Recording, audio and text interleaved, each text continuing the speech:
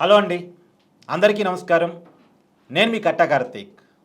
Andhra Pradesh deputy CM Janasena అధినేత పవన్ కళ్యాణ్ తన party నిర్మాణమే దృష్టి పెట్టారు.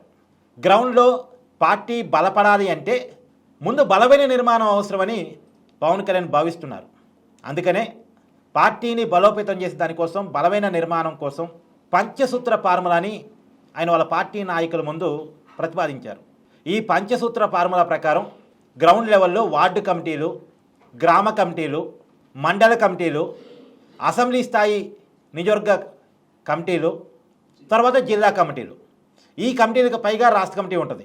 సో 5 లెవెల్లో ముందుగా కమిటీలు ఏర్పడాలి అనేది ఆయన పంచసూత్ర ఫార్ములా.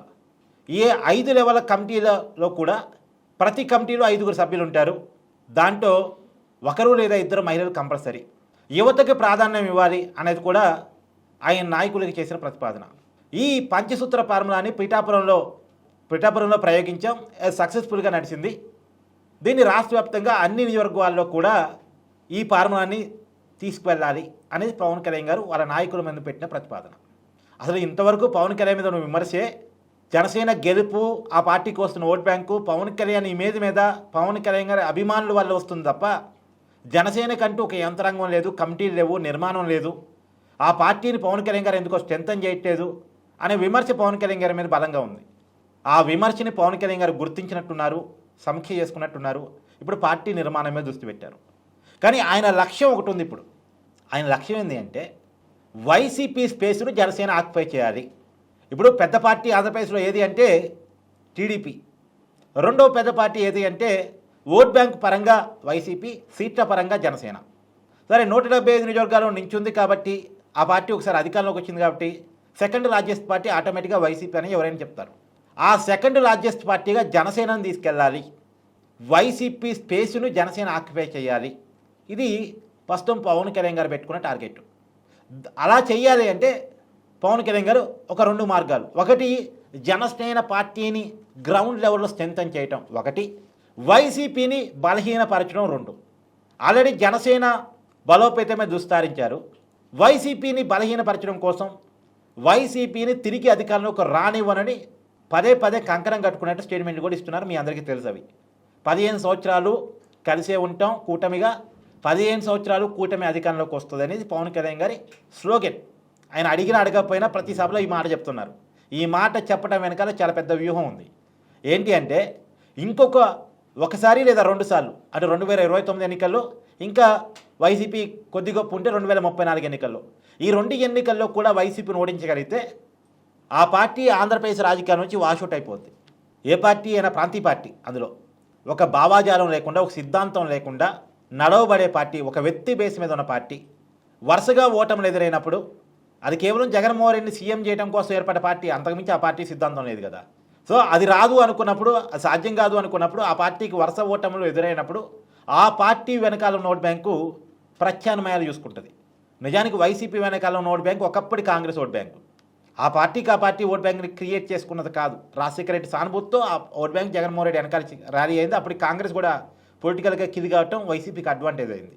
సో వైసీపీ రాజకీయంగా ఎదగడానికి అవకాశం లేదు అనుకున్నప్పుడు ఆ పార్టీ వెనకాలన్న ఓట్ బ్యాంక్ మొత్తం కూడా ప్రత్యామ్నాయ మార్గాలు ఎత్తుకుంటుంది. సహజంగా అది టీడీపీ వ్యతిరేక ఓట్ బ్యాంక్ కాబట్టి అప్పుడు టీడీపీ వ్యతిరేకంగా ఎవరైనా పనిచేస్తారా అనే ఆప్షన్స్ ఎత్తుకుంటుంది. అప్పుడు ఒకవేళ కూటమి నుంచి జనసేన బయటకు వచ్చి వదినా కానీ అప్పుడు ఫలితం ఉంటుంది. ఆ ఓట్ బ్యాంకు జనసేన వెనకాలకి ర్యాలీ అవుతుంది. వైసీపీ బలహీనపడ్డప్పుడు ఆ ఓట్ బ్యాంకు వేరే ఆప్షన్ కోసం వెతుక్కుంటున్నప్పుడు జనసేన కూటమి నుంచి బయటకు వచ్చినా, టీడీపీతో విభేదించినా సరే వైసీపీ వెనక ఇన్నాళ్ళు ఉన్న ఓట్ బ్యాంకు జనసేన వెనకాల ఉండిపోయింది. కాబట్టి ఒకటి, జనసేనని బలోపేతం చేయటం. 2, వైసీపీని బలహీనపరచడం. రెండవ పెద్ద పార్టీగా జనసేనని తీసుకెళ్లటం. ఇది పవన్ కళ్యాణ్ గారు పెట్టుకున్న టార్గెట్.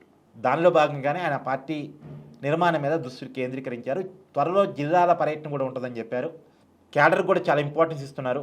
టీడీపీ స్థాయి నిర్మాణం కావాలనేది పవన్ కళ్యాణ్ గారి ఆకాంక్ష. టీడీపీకి బలమైన నిర్మాణం ఉంది.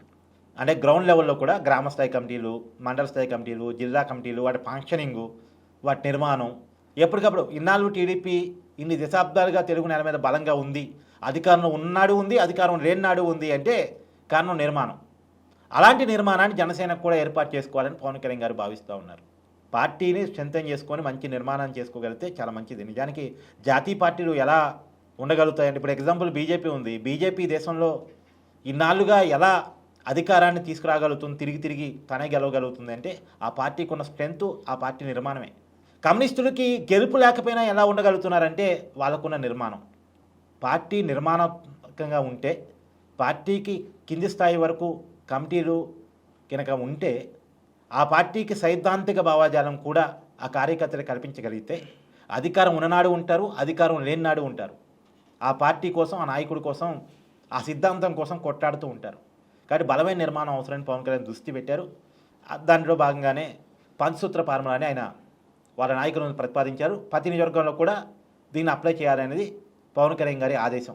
మరి పవన్ కళ్యాణ్ గారు పార్టీ నిర్మాణం మీద దృష్టి పెట్టారు కదా, దాని మీద మీ అభిప్రాయాన్ని, ఈ పంచసూత్ర ఫార్ములా జనసేనకు వర్కౌట్ అవుతుందా లేదా అన్నది విషయాన్ని మీద, అందులో వైసీపీ స్పేస్ని జనసేన ఆక్యుపై చేయగలదా లేదా, మీ అభిప్రాయాన్ని కామెంట్ రూపంలో తెలియజేయండి. Thank you.